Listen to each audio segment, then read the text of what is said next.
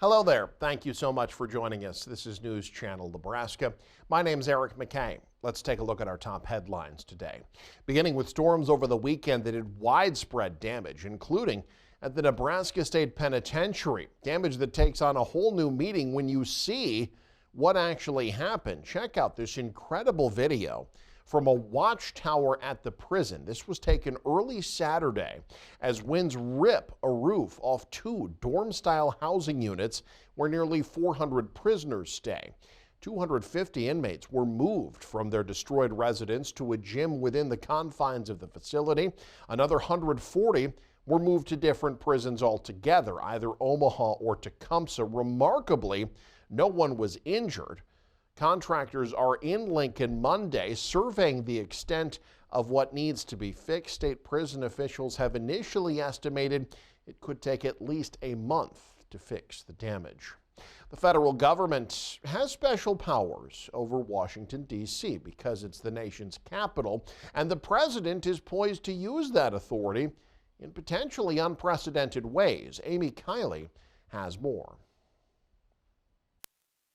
If the priority is to show force in an American city, we know he can do that here, but it won't be because there's a spike in crime. President Donald Trump says he's unveiling a plan for Washington, D.C. today. It follows his threats to assert more federal control over the nation's capital. We've got to get the mayor to run this city properly. This city has to be run. You know, I have the right to take it over. Trump says he wants to remove homeless people and find them other places to stay.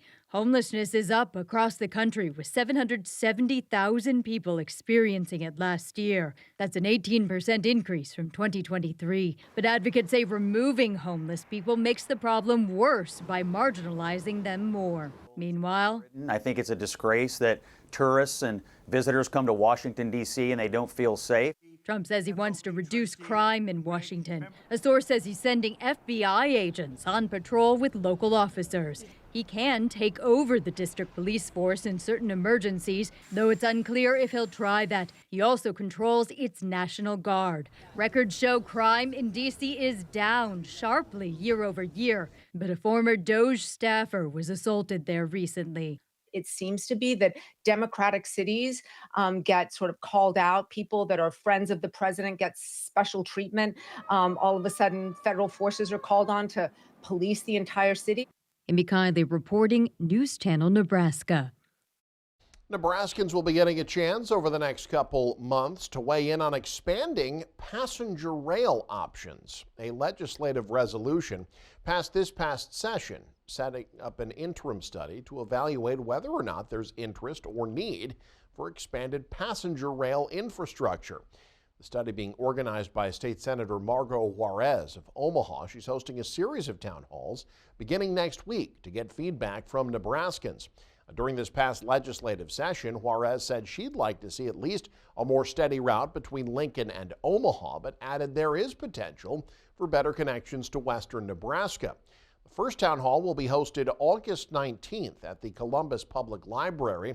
Other town halls will be held in Lincoln, North Platte, Grand Island, and Omaha. Folks who can't get to one of those events can also weigh in online at pollthevote.com. A former state senator now sitting in a decision-making role for a company that could bring major economic development to southeast Nebraska. Colorado-based NIOCORP announced on Monday that Tony Fulton has rejoined the company's board of directors. NIOCORP is the company looking to build a mine near Elk Creek, which would be the only mine for rare metals like niobium and scandium in North America. Fulton sat on NIOCORP's board previously, but stepped down to take the state's tax commissioner job under then-Governor Pete Ricketts. Fulton also represented Lincoln as a state senator from 2007 to 2013. Mental health care providers in Nebraska are working with groups in rural areas to try to address a growing loneliness problem in the state. Experts say the problem is especially prominent among the state's aging population. Nebraskans age 65 and older are especially susceptible to loneliness, especially if they lose a spouse or don't have friends or family nearby. Mental health technicians say the number of lonely seniors is growing, and they say Nebraska's rural geography and lack of mental health resources adds to the problem. It's kind of a stigma. A lot of people in that age group do not want to admit to how lonely they are, or they think that they're in it by themselves and no one else is dealing with the same problems that they are. Strong says caretakers are often resorting to low-tech approaches to addressing the problem among seniors 65 and older. Just having someone be there for them in just the simplest manner, like coloring or painting a picture or even just listening to them. A report from the University of Nebraska, meanwhile, shows 40% of unemployed Nebraskans surveyed also said they feel lonely some or all of the time. Volunteers in central Nebraska teaming up to tackle food insecurity with thousands of meals heading to families in need. Peter Rice has the story. In Kearney, hundreds of volunteers are stepping up to fight hunger, one meal at a time. The United Against Hunger event, led by the Kearney Area United Way, aims to deliver over 50,000 meals to families in need. Volunteers packed the house Friday at the First Presbyterian Church in Kearney for the United Against Hunger event, and within the first hour, both the turnout and production exceeded expectations. We are over full on the first shift. We had to actually turn away volunteers because we had people just showing up, and so we were just so thankful. Come on, guys, 20,000! There you go! All right. Volunteers assembled 3 different meal types: oatmeal, pasta, and mac and cheese, each with bags holding around 6 servings and requires only water to prepare. We're going to be distributing those to several different food banks in the community. Community Action Partnership will get a pallet. Jubilee Center will get a pallet. Storehouse will get some. We'll have some in our free little pantries. For some volunteers, the event wasn't just about packing meals. It was about making a meaningful impact in their local community. So that's been one of my goals recently, is to just start giving back more and really genuinely caring about those around me. And so when I was asked to do this, that was an easy decision. Yeah, it's been a good time. We got music blaring and everyone's dancing, and I enjoyed it. United Way says the timing for the first of its kind event is no accident.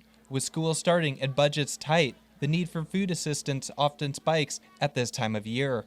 Organizers hope to make United Against Hunger a yearly tradition, one that nourishes both the community and the spirit of giving. I'm just so grateful. This is like the peak of my week and a great start for our campaign, I think, and just an awesome way to show how amazing Kearney is. The meals have a 2-year shelf life, but United Way expects them to be off the shelves in no time. In Kearney, Peter Rice, News Channel Nebraska.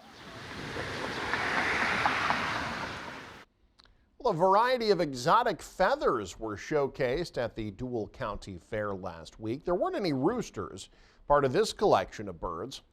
Jeffrey Morgan, goes by the nickname of Captain Morgan, has a traveling bird show that he takes all over Nebraska. Morgan says it started as a love for a bird who passed away in his arms. Since then, he bought a new one, and then another and another. Now, jokingly, he calls it a sickness that he shares with others. I have an amazing array of birds that are very well trained. They do amazing things with me. They go bicycling, kayaking, jet skiing, four-wheeling, horseback riding. They ride in the back of my Harley, and they can ride right in the back of my pickup, and they're fully flighted. So they're amazingly well-trained birds. The Dual County Fair wrapped up in Chapel on Sunday.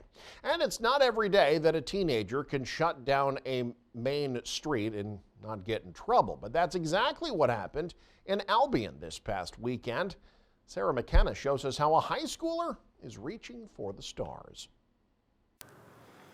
It may look like another small town Saturday, but here in Albion, for a girl that's barely able to drive, her vision is coming to life. Kata Cruz put together this arts festival at only 15. The arts festival held outside of her parents' business, The Nest, was something she said couldn't have happened without her parents, who have supported her through all her projects. They understand my creative motive, And sometimes I feel like I can't do it because I'm 15.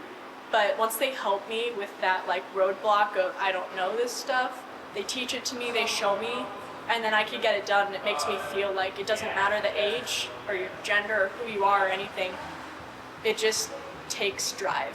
While other teenagers might be dreading going back to school, Cruz gave herself summer homework and put the Arts Fest together in just a few months, though it proved to be easier than math or science, especially for a Gen Z kid. Funny enough, it was not hard at all. I just went on Instagram and I would research like, okay, what libraries are close to us or what Comic-Cons were close to us, and then I'd see who's following those pages, and more often than not, they were artists. And this isn't the only thing Cruz does. She also models and acts in New York City. She also has her own booth set up to sell art from her very own graphic novel. It's fully written. I'm still working on the art, so I sell a lot of stuff with my characters or like promotional art as well as art for other fandoms like you would see at a Comic-Con. In just a few months, this high schooler turned her dreams into reality that might just become a tradition. In Albion, Sarah McKenna, News Channel, Nebraska. And you can stay up to date with the very latest by following us online. Head to newschannelnebraska.com and click on the news tab there. You can also follow us on X, like us on Facebook and Instagram as well. Thanks for joining us. Have a great day. This is News Channel Nebraska.